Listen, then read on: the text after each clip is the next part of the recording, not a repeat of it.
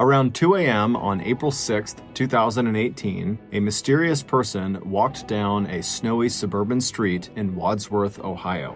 At some point, this person came to a stop in front of a modest two-story home. At that point, the mystery person looked around to make sure no one was watching them, and then they turned away from the road and walked down the driveway toward the backyard of the property. What this person did next was unspeakably cruel, and it was caught on camera. This story includes graphic descriptions of violence as well as sexual content. As such, listener discretion is advised. But before we get into today's story, if you're a fan of the strange, dark, and mysterious delivered in story format, then you've come to the right podcast because that's all we do, and we upload twice a week, once on Monday and once on Thursday.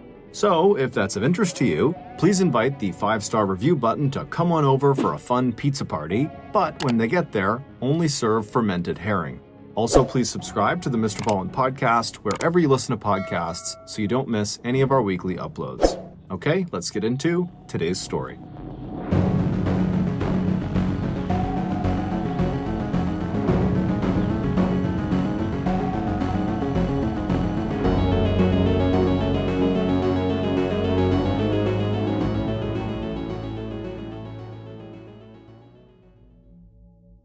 Margaret Douglas loved sitting out on the front porch of her neat gray house in Wadsworth, Ohio. Settled comfortably into one of the white wicker chairs that overlooked her 6-foot-high rhododendron bushes with their clusters of purple flowers, she knew all of her neighbors by name.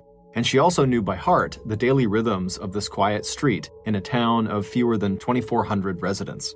Wadsworth was one of those tiny middle American towns that you could find pictured on a postcard.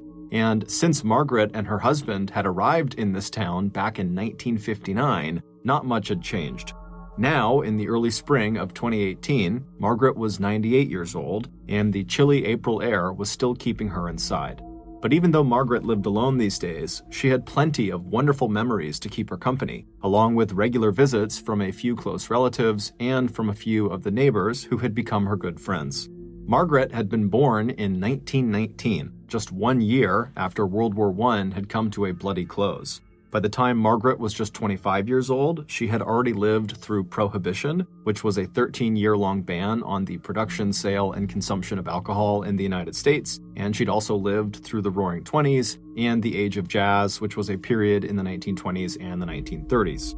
On December 6, 1941, Margaret and her family had listened in shock to the first news reports about the Japanese attack on the U.S. naval fleet in Pearl Harbor that catapulted the United States into World War II.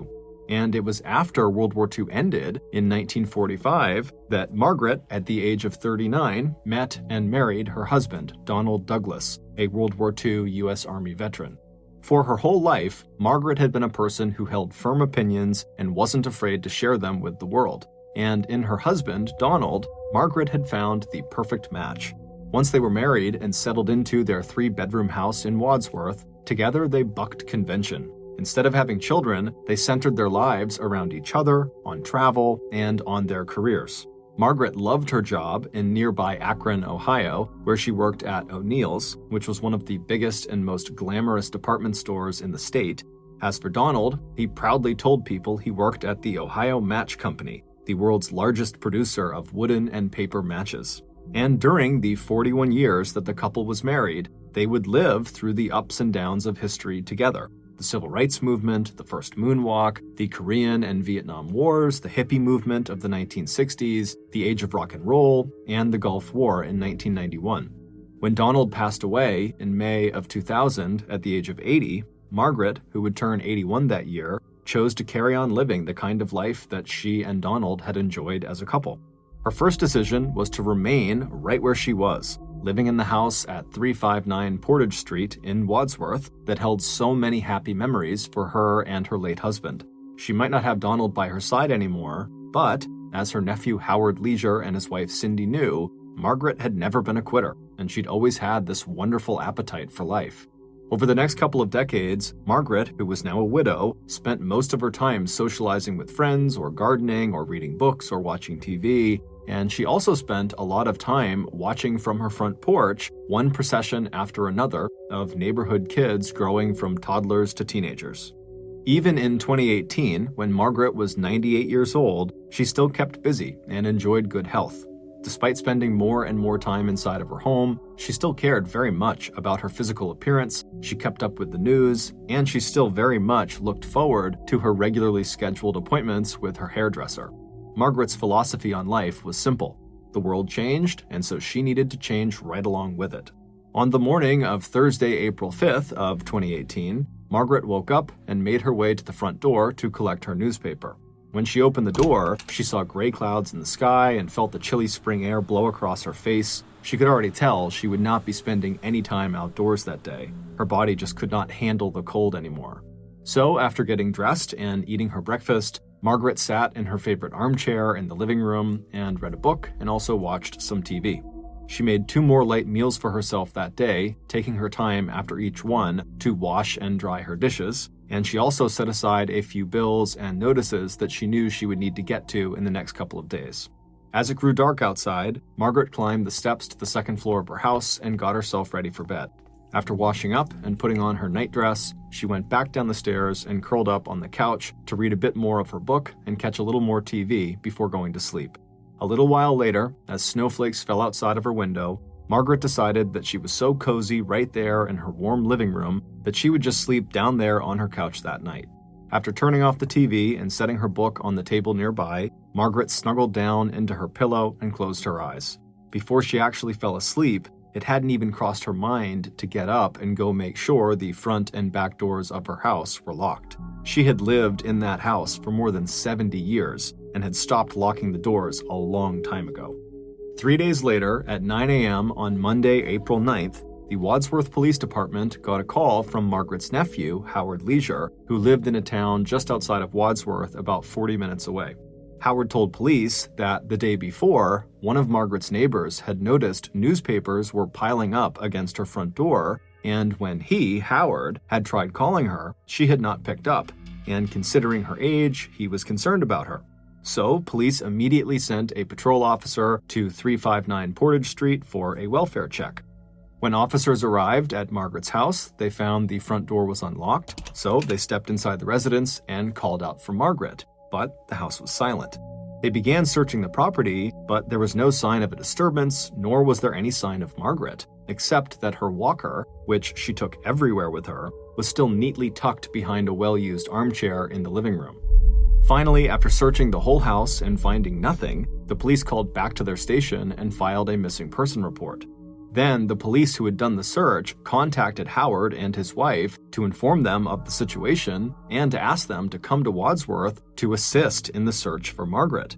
While police waited for Howard and Cindy to arrive at the house, they spoke with some neighbors who had gathered outside, and they would tell the police that the last time they had actually physically seen Margaret was a few days earlier on Thursday, April 5th. By late afternoon, Howard and Cindy had arrived at Margaret's house, and after speaking with police, they quickly walked up the front stairs and into Margaret's home. Inside, the first thing that Howard noticed was that the small red wallet that his aunt always carried with her or left on the little table next to her favorite armchair was missing. And a few minutes later, Howard opened the small downstairs closet, thinking maybe Margaret had left the wallet inside of a coat pocket that was hung up inside of that closet. But instead of finding Margaret's clothes hung neatly on hangers like they would normally be, the closet was a jumble of clothes piled on top of his aunt's vacuum cleaner on the ground. Peeking out from the bottom of the pile, Howard spotted one of the slippers his aunt often wore. Stooping down, Howard reached out and he grabbed it.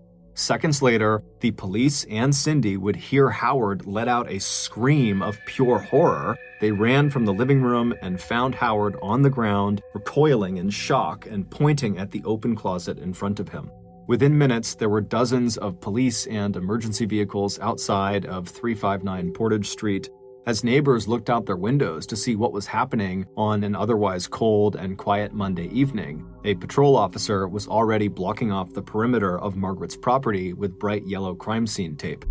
Inside, other officers wearing gloves and crime scene gear were gathered around the open door of that tiny downstairs closet, while Howard sat in another room, his wife's arm wrapped around his shaking shoulders while she tried to comfort him. When Howard had tugged on his aunt's slipper, he had felt a foot still inside of it. Moments later, police would discover Margaret's body, all but naked, crammed inside of this little closet underneath the pile of clothes. Her head, face down, was wedged into the back corner of the closet, while her backside was up in the air, her knees bent underneath her at a sharp angle. Margaret was deceased, and based on the condition of her body, it was obvious she had been the victim of a violent homicide. Within hours of discovering Margaret's body, investigators were combing Margaret's property looking for clues, and it wasn't long before they found their first important piece of physical evidence. It was a single food service-type plastic glove with small traces of blood on it, and it looked like someone had recently dropped it in Margaret's backyard. But other than this glove, which was quickly sent off for testing, the police did not find anything else on the property that could help explain what had happened to Margaret or who was responsible for the attack. While patrol officers spread out around Margaret's neighborhood to talk with residents about any unusual activity or people in the area, detectives began considering possible motives for the crime. At first, it seemed like this had been a robbery because Margaret's red wallet was missing, but it would turn out that wallet was the only thing missing from Margaret's house, and it only contained a little bit of cash and some credit cards that had not even been used since Margaret was last spotted on Thursday, April 5th. So with robbery more or less ruled out, police began to wonder if, Margaret had enemies that might want her dead. But everyone the police spoke with said the same thing. Margaret got along with everyone. No one would want to hurt her. And so, with no obvious motive or suspect, the police simply began investigating everyone who was close to Margaret. They started with Howard and Cindy, but they were both quickly ruled out using their cell phone data. Police would also speak to other family members and friends, and they too would all be quickly ruled out as well. But when they started interviewing neighbors and former neighbors, one person stood out. His name was David Klinkenbach, and even after moving from the house next to Margaret's to a new address 2 miles away, David had continued to be the person who checked up on Margaret most frequently. He'd stop by her house a couple of times a week, and he helped take care of her weekly trash collection, moving her garbage containers to and from the street on trash day. Right after Margaret's body had been discovered, police had actually called David's home because they had been told he was close with her and so they wanted to speak to him, but he had not answered.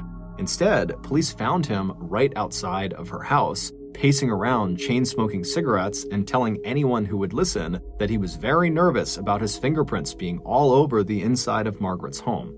When police spoke to him, he obsessively asked them how was the investigation going so far and what had they discovered inside of the house. So, feeling very suspicious of David, the police would bring him into the station for questioning, and pretty much right away, David began looking more and more suspicious. David seemed to have information about details of Margaret's death that had not been widely shared, like where exactly in her house she had been found and what she was wearing, and when answering police questions about how well he knew Margaret, David also surprised investigators with random comments on Margaret's appearance and the fact that, especially earlier in her life, she had been a very attractive woman.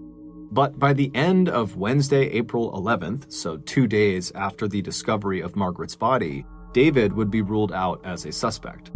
The DNA results from the bloody glove that had been found in Margaret's backyard had come back, and the blood on them did not belong to David, nor did it belong to anyone the police had spoken with thus far.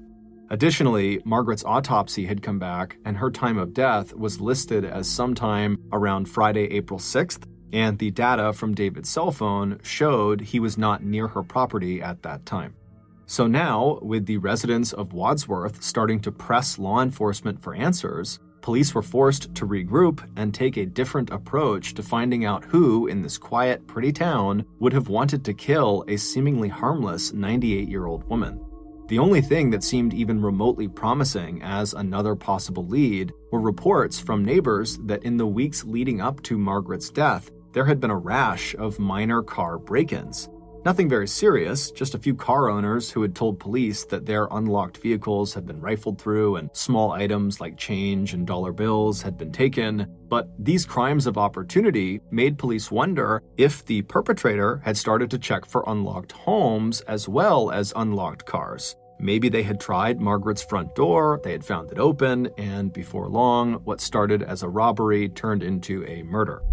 And when police started looking right around Margaret's house to see if around the time she was killed, had there been any car break-ins or had there been any other recent reports of suspicious or possibly criminal activity, they found something.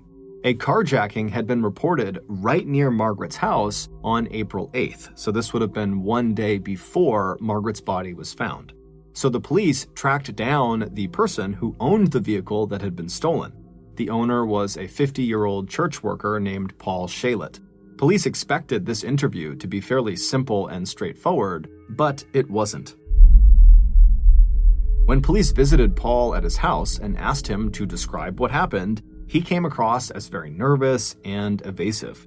He told investigators that he had been out driving and had seen a young man, maybe 18 or 19 years old, and he apparently was limping as he was walking down the sidewalk. And so Paul, being a good Samaritan, had slowed down and asked this young man if he needed help, and the young man had said yes, he did need help. So Paul said he had pulled his SUV over to the side of the curb and he had got out to help the injured young man. But as soon as Paul had climbed out of his vehicle and had begun walking around the back of the vehicle to make his way over to the sidewalk, apparently this young man had lunged and opened the passenger side door of Paul's SUV. He had leapt across the middle console into the driver's seat and then had sped off, leaving Paul stranded.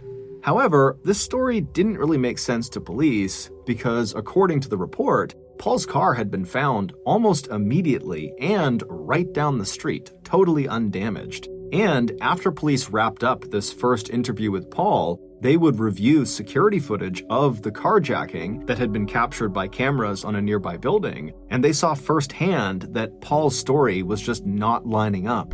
The footage of the carjacking showed that there was this young man on the sidewalk near where Paul's car slowed and stopped, but the young man was not limping, and as soon as Paul had stopped his car next to the curb, he didn't get out of the vehicle. Instead, the young man approached the passenger side of the vehicle and appeared to be speaking into the window, presumably to Paul, and then after a couple of minutes, the young man climbed into the vehicle with Paul.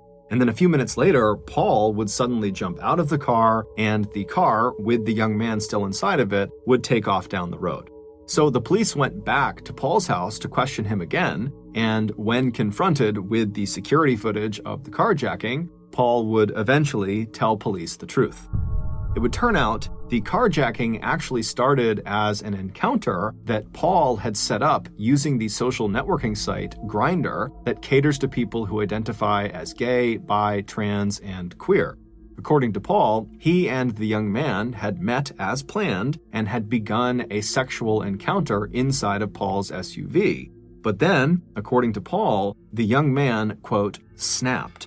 And then a few moments later, the young man had overpowered Paul, forcing him out of the car onto the road, and then the young man sped off, leaving Paul standing there in the middle of the street.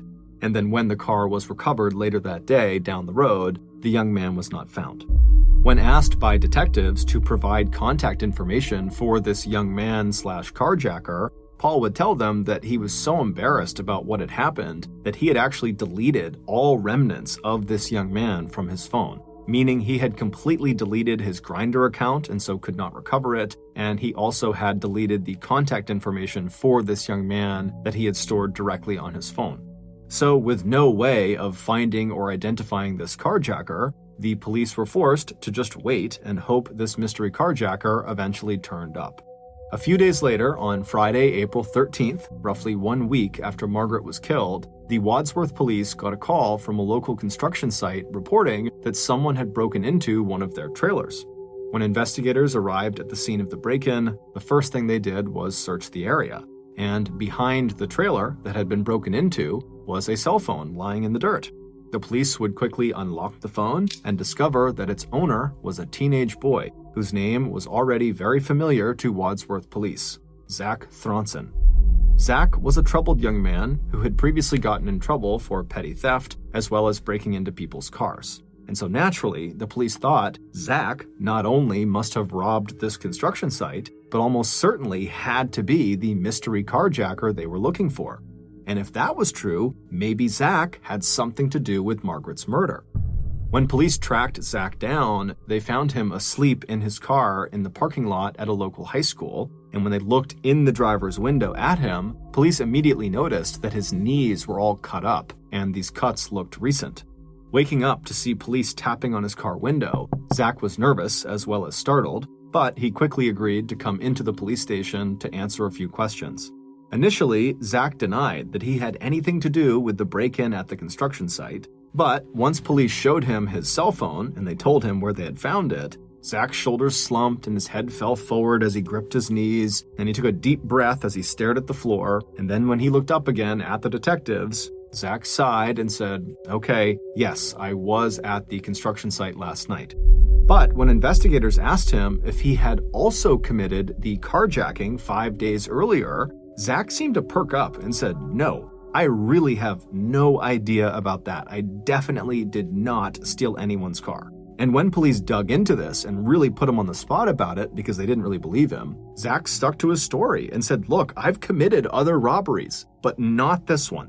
The police eventually believed him and just asked him point blank, "Okay, well, did you have anything to do with Margaret's murder?" And at this, Zach became extremely emphatic that of course he had heard about the murder, everyone had, but no way. He had nothing to do with that. By this point, Zach was totally rattled by the seriousness of the questions he was being asked. And so, likely just as a way of making himself seem a little bit less guilty and less suspicious, Zach started to throw his 17-year-old friend, Gavin Ramsey, under the bus. Zach said that Gavin had not only participated in every crime that Zach had, including the construction site break-in the night before, but also Gavin was the mastermind behind all of the crimes. And so if the police were thinking a local criminal had anything to do with the murder, well, they shouldn't talk to Zach, they should talk to Gavin. And the police would do just that. And when Gavin came to the police station, he did not arrive alone. Sitting next to him in the interrogation room was his mother, Christine. Gavin was the second oldest of her 4 sons, and she knew he was a troublemaker. Over the last 10 years, she had on several occasions enrolled her son in counseling, but she wasn't really sure if it was having an effect.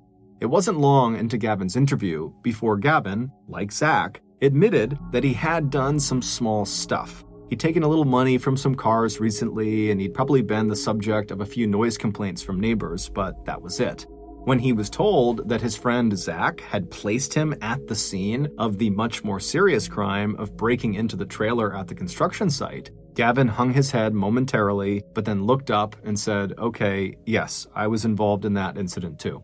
But when investigators asked Gavin if he had been involved in the carjacking on April 8th, Gavin's demeanor completely changed. He'd seemed almost comfortable talking about the petty theft and even the construction site break-in. But at the mention of this carjacking, he suddenly began shifting in his chair and he leaned forward and he put his face in his hands. Gavin wasn't the only person in the room to have a strong reaction.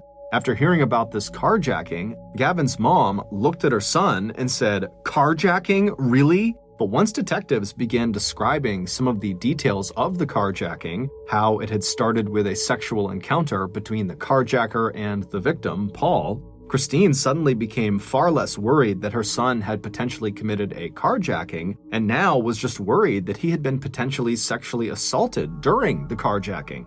It was at this point, when his mother was really starting to get upset, that Gavin actually asked one of the investigators if he could just speak to them alone for a few minutes. And so, reluctantly, his mother and a patrol officer who had been in the room as well would leave the room, and then once Gavin was alone with the detectives, he would admit that, yes, he was the mystery carjacker. However, he wanted to correct a detail about that story, and he didn't want his mother to hear it. He told the detectives that he had agreed to meet Paul that night, but Gavin was not there to have sex with him. Instead, he had created a fake profile on Grindr to lure a gay man into meeting him so that he could rob them, and Paul was just the guy who had agreed to meet up. As far as Gavin was concerned, any man agreeing to meet a young man like him deserved whatever they got. When police felt satisfied that they had all the information they could get about the carjacking, they asked Gavin point blank if he had anything to do with Margaret's murder. And Gavin was just as adamant as his friend Zach that of course he knew about the murder. Everybody did, but he had nothing to do with it. The carjacking was his worst crime. Eventually, the detectives felt like they had gotten all the information they could from Gavin, and so they called his mother back into the room so they could release him. When she came back inside, the police told her that she and her son were free to leave for now, but before they left, the police would like to have a look at Gavin's cell phone. There was some information on there that could confirm some of the things he had told them, and so could she, his guardian, sign a consent form allowing them to do that. Gavin did not like this idea, but his mother did. She signed the form, and then moments later, the police had Gavin's phone, and the teenager and his mother were walking out of the station. A few hours later, the police would unlock Gavin's phone, and they would somewhat unintentionally discover something that shocked them to their core. Based on what they found on Gavin's phone and on evidence that police would uncover over the next 72 hours following their conversation with Gavin, here is a reconstruction of what happened to 98-year-old Margaret Douglas on the day she died, April 6, 2018. At about 2 a.m. in the early morning hours of Friday, April 6th, Margaret's murderer walked the short distance from his house to her house. The temperature outside had dropped to about 30 degrees Fahrenheit, and it was snowing lightly. Margaret's street was a quiet one, each house separated from the curb by a wide strip of grass and a sidewalk, each house separated from its neighbor by a driveway leading to a detached garage. As the murderer reached the edge of Margaret's property, he looked in all directions to make sure no one was watching him, and then he quickly slipped down her driveway around to her backyard. Once there, he stepped up to the back door and peered through the glass. Inside, he could just make out the gleam of the metal sink set into the counter on the kitchen wall opposite him. Then he quietly turned the knob with a gloved hand. As he had hoped, the door was open, and a moment later, the intruder had stepped inside, out of the falling snow and the chilly air. After pausing for a minute to let his hands warm up and to look around and get his bearings, the intruder pulled his cell phone out of his pocket. He tapped the screen and entered his password, then he opened his camera and began taking a video. With his phone out in front of him recording, he began walking noiselessly through the kitchen toward the dining room. As he walked, the camera picked up how dimly lit the house was, with the only lights being from a few night lights and from street lights shining in through uncurtained windows. With the camera still rolling, he walked through the dining room and into the cozy living room in the front of the house. And there, fast asleep on her favorite sofa, was Margaret. She was dressed in slippers, a nightgown, and robe, her white hair arranged in short, neat curls around her face. The intruder stood there quietly for a few minutes, just drinking in the sight of her through the lens of his camera. Then, moving soundlessly around the blue-carpeted room, he began taking a series of videos of Margaret from different angles and different vantage points, listening all the while to her gentle, steady breathing. He felt a rush of excitement as he imagined the moment when he would wake her up and she would see him standing there in her house in the dark for the first time. With that thought in mind, now standing off to the side behind a nearby armchair, the intruder made his first deliberate noise. A cough. He heard the rustle of fabric, and then, through the camera viewfinder of his phone, he saw Margaret wake up. Staring ahead out into the darkness of her familiar living room, Margaret seemed instantly aware that suddenly she was not alone. The camera picked up her scratchy whisper. "Is someone there?" As she turned her head in his direction, the intruder stepped out of his hiding place. As he did, his camera caught an image of Margaret's face, the look of shock and fear as she realized that she'd been right, that she wasn't alone, that someone was in the room with her. But before Margaret could raise herself from the couch, the intruder stepped closer to her. He wished there was some way to capture what he was about to do to her on camera, but for what he was about to do, he knew he needed two hands. And so he turned off his camera, he slipped his phone into his pocket, and then with both of his hands, he reached down and he grabbed Margaret and he pulled her off the couch and dumped her on the ground on her back. And then he stepped on top of her and then crouched down, straddling her chest, and then he reached down and he put two hands around her neck and he began to squeeze. He knew there were many other ways to kill someone, but he didn't want to use a weapon that would put distance between him and his victim. He wanted to be there up close when they died. He wanted to feel them when they died. And so with his hands wrapped around her neck, he began squeezing harder and harder and harder, and as he did, Margaret began to fight back. Even at 98 years old, Margaret was still strong and sturdy, her hands reaching up to pull his fingers away as she rolled from side to side, trying to get out from under her attacker. But he was just too strong, and he kept squeezing harder and harder. As soon as Margaret started to go limp from a lack of oxygen, the killer released her neck. Barely alive and barely breathing, Margaret had no strength left to try to get away, so she just laid there on her back, still. As she did, her killer, who was still straddling her chest, looked down at her with immense pleasure. Then he balled each of his gloved hands into fists and began punching her face over and over and over again. It was only after it was obvious that Margaret was already dead that her murderer finally leaned back and let his arms drop to his sides while he tried to catch his breath. Once his heart rate had slowed, Margaret's killer got back up onto his feet, and then he dug his phone back out of his pocket. He removed most of Margaret's clothing and arranged her in various suggestive poses, taking more pictures and videos as he went, and finally taking a video of himself sexually abusing her corpse. It was almost 4 a.m. when the murderer finally noticed the time. He had been in Margaret's house now for 2 hours, and he needed to be back at his own house before 5 a.m. But before he could leave, he needed to hide all the evidence that he had been there, and that meant hiding Margaret's body. Looking around the room, he spotted a small closet just to the right of the front door. Dragging her body across the room, he opened the closet door, and pushing and shoving, he finally managed to cram her body into the tiny space. After covering her with clothes and the vacuum cleaner, the murderer shut the door on her. Before leaving, the killer looked around the house one more time and noticed Margaret's bright red wallet sitting on an end table. Moving quickly now, he stepped over to the table, he pocketed the wallet, and then he headed for the back door of the house. Once outside again, the killer pulled off his blood-smeared plastic gloves and stuffed them inside of his jacket pockets. Just a few minutes later, the murderer was slipping quietly back into his own bedroom, just 5 houses away. What he didn't realize is that one of his bloody gloves that he had stuffed into his pockets had actually fallen out and was now laying in Margaret's backyard. 1 week later, on Friday, April 13th, after Gavin and his mother had left the police station, Wadsworth police would unlock Gavin's cell phone, and as they began looking through it, they found a folder labeled Dark. And in this folder were all the horrific videos and pictures taken of Margaret and her home on the night she was killed. The person who took those pictures and those videos, and who killed Margaret, was 17-year-old Gavin Ramsey. 3 days later, on April 16th, Wadsworth police arrested Gavin and charged him with the murder. Inside Gavin's bedroom, investigators would find the other plastic glove that matched the one dropped at the crime scene, and forensic tests on both gloves would show that the DNA and bodily fluids on the gloves matched Gavin's. Police also found Margaret's red wallet, along with notebooks belonging to Gavin that detailed his desire to kill, along with his detailed handwritten research into the crimes and methods of famous serial killers. Digging into Gavin's personal history, investigators also discovered that in the year preceding Margaret's murder, Gavin had applied for work at a local funeral home.